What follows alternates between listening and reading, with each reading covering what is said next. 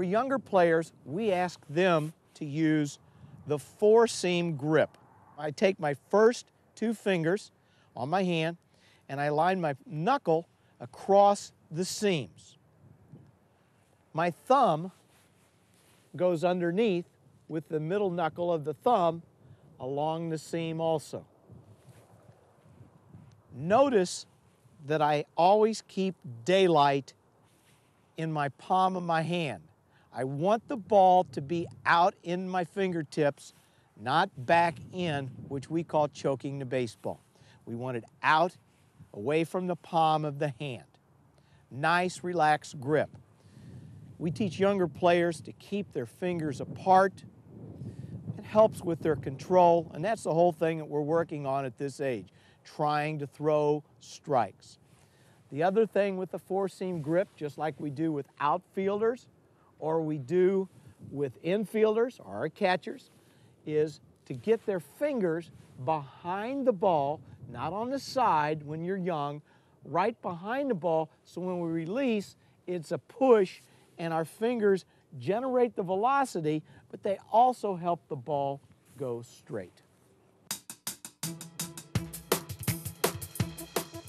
In a two-seam grip, there are two ways of doing this. We can go across the seams. Again, our first knuckle right on the seams. The only difference is we're going to ask the fingers to go together here. My thumb is along this seam, and again, it's underneath. Notice, daylight again as always, so I know that the ball is out of my fingertips, nice and loose.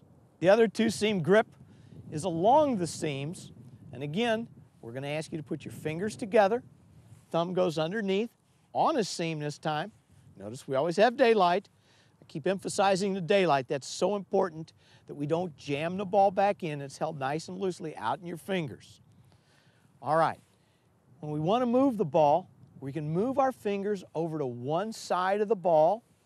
If we go here to this side, if we release with our wrist in a little different position, not our arm, but our wrist, we can get the ball to go down and away from left-handers or down and into right-handers. Holding the ball on the other side, we can get the ball to run away from right-handed hitters or run in on left-handed hitters. And all I'm talking about now are fastballs. I'm not talking about change-ups. I'm not talking about curveballs, sliders. I'm just talking about fastballs getting movement on the fastball. All right, let's talk about the ready position. I like to have the ready position. I like to have my ball in my glove, and then I have my hand in my glove. And that way, no one's going to see how I'm gripping the baseball. So I start in this position, and this is how I'm going to get my signal from my catcher. I ask my right-handed pitchers to be on the third base side of the rubber. That creates a better angle with right-handed hitters and creates a better angle to left-handed hitters as far as them being able to pick up the ball out of my hand. It hides the ball a little bit longer. And of course, for left-handers, I would ask all of them to start on the first base side of the rubber.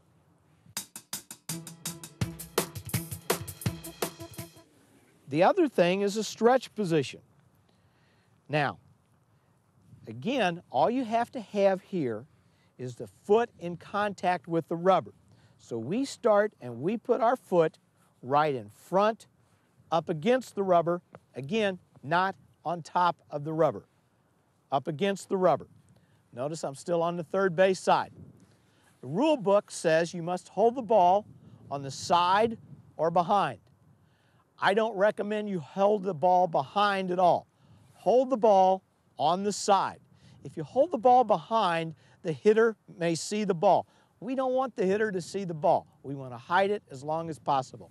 Therefore, put the ball on the side.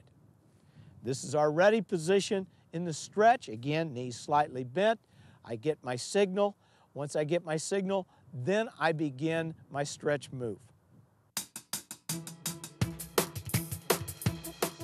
Here we go. We're going to talk now about the basic motion, the basic fundamentals of putting the ball towards home plate. I'm going to talk to begin with from the stretch, simply because No matter if you're winding up this way or if you're a no wind up person here, once you get to this position, it's just like being on the stretch. So let's talk from here. All right, stretch position. Don't even care where the ball is anymore. Ball's in the glove. Now I am coming to a stopped position. I'm ready to throw. I'm ready to throw. What do I want to do next? Let's talk about the fundamentals that we need to be successful.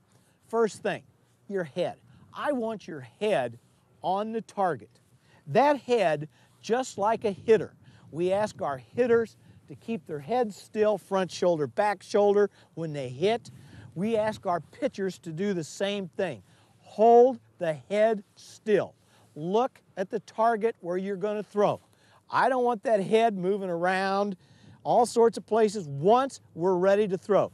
Now, true, when we're in a stretch position, we're going to have to look at runners. But once we're ready to go to home plate, I want that head, I want those eyes on the target. Very important. All right, here's my head. My head is firm, it's set, ready to go. Everything is going to move around this still head. My first movement here is going to be to bring my knee up.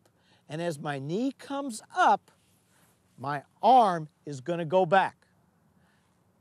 Knee up, arm back. Notice I'm in a balanced position at that point. That is so important to have your arm back before you start forward so the arm does not have to rush to catch up. It'll help you throw strikes and throw strikes consistently.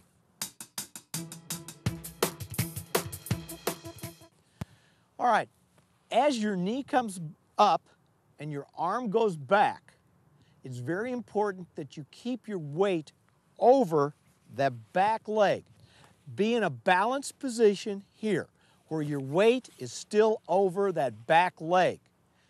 Don't lean back. Very important at that point.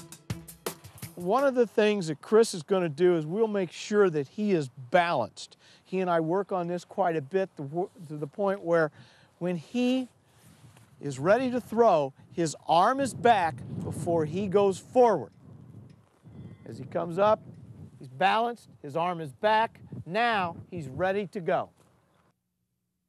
The whole key is getting the arm back before you go forward. We really emphasize that with all of our pitchers, that the arm needs to be back before you go forward. Anytime you don't get the arm back, the arm is racing to catch up with your body movement, and therefore your control isn't nearly as good.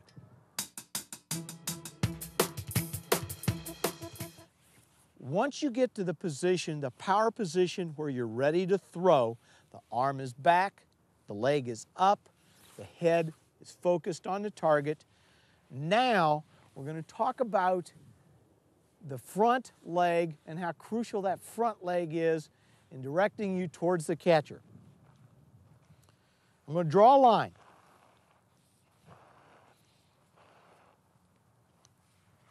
That should be in between my feet.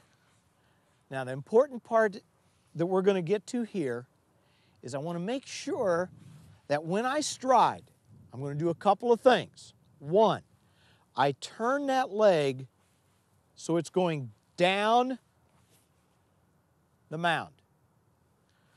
Notice, I don't throw that hip open and go this way. A lot of young players have a tendency, once they get here, they throw that leg open, opening the foot, and therefore that arm drags behind, and when the arm drags behind, it's tough to throw strikes.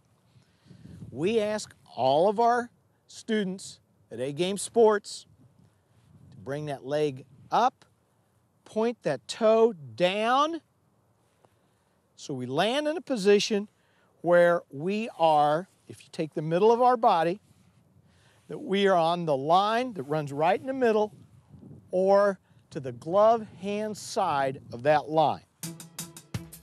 And when Ryan throws, we want that front foot to be open enough so his hips are open, which allows the arm to catch up as he throws. He's in a good position back here on the back. Open, step, throw, and he's a good position to field. Very good, Ryan. Now let's recap pitching. Whether it's 2 or 4 seam, the grip must be held loose in your hand. In the ready position, right-handed pitchers should be on the third base side of the rubber. Left-handed pitchers on the first base side. Remember the balance position. Get the knee up and the arm goes back. The weight must be over your back leg. Make sure the leg comes forward during the stride.